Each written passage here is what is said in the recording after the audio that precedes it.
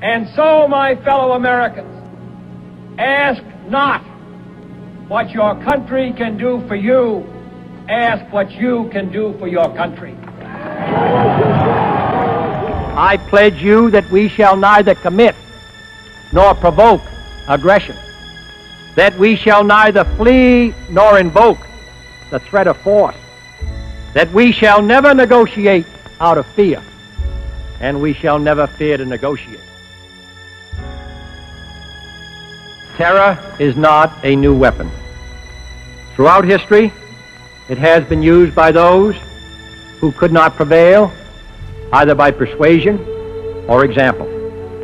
But inevitably they fail, either because men are not afraid to die for a life worth living, or because the terrorists themselves came to realize that free men cannot be frightened by threats and that aggression would meet its own response.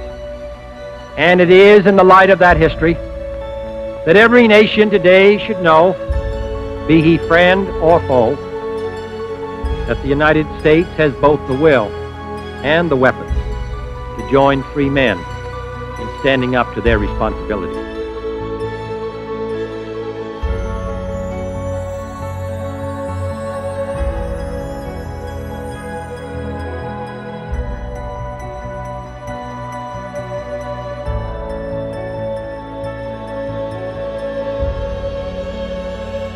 The path we have chosen for the present is full of hazards, as all paths are. But it is the one most consistent with our character and courage as a nation and our commitments around the world. The cost of freedom is always high, but Americans have always paid it.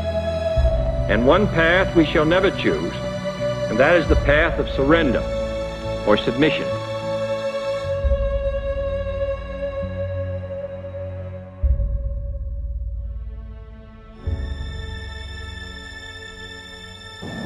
We're gathered today, just as we have gathered before, to remember those who served, those who fought, and those still missing, and those who gave their last full measure of devotion for our country.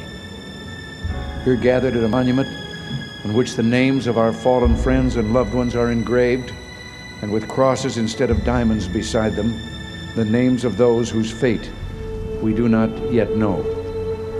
One of those who fell wrote, shortly before his death, these words: "Take what they have left and what they have taught you with their dying, and keep it with your own, and take one moment to embrace those gentle heroes you left behind." Well, today, Veterans Day, as we do every year, we take that moment to embrace the gentle heroes of Vietnam and of all our wars. We remember those who were called upon to give all a person can give, and we remember those who were prepared to make that sacrifice if it were demanded of them in the line of duty, though it never was.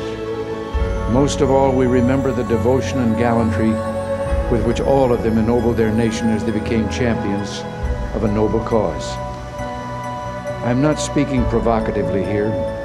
Unlike the other wars of this century, of course, there were deep divisions about the wisdom and rightness of the Vietnam War. Both sides spoke with honesty and fervor, and what more can we ask in our democracy? And yet, after more than a decade of desperate boat people, after the killing fields of Cambodia, after all that has happened in that unhappy part of the world, who can doubt that the cause for which our men fought was just? It was, after all, however imperfectly pursued, the cause of freedom, and they showed uncommon courage in its service.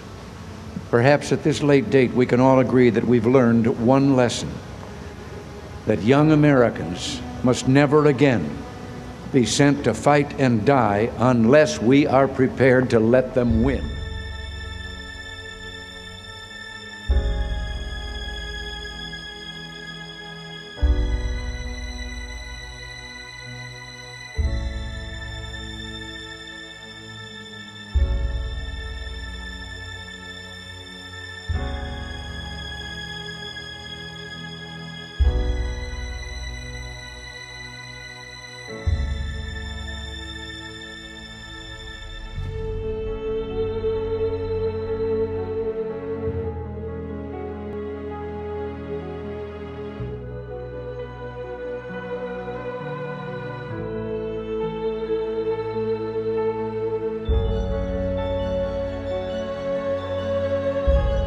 But beyond that, we remember today that all our gentle heroes of Vietnam have given us a lesson in something more, a lesson in living love.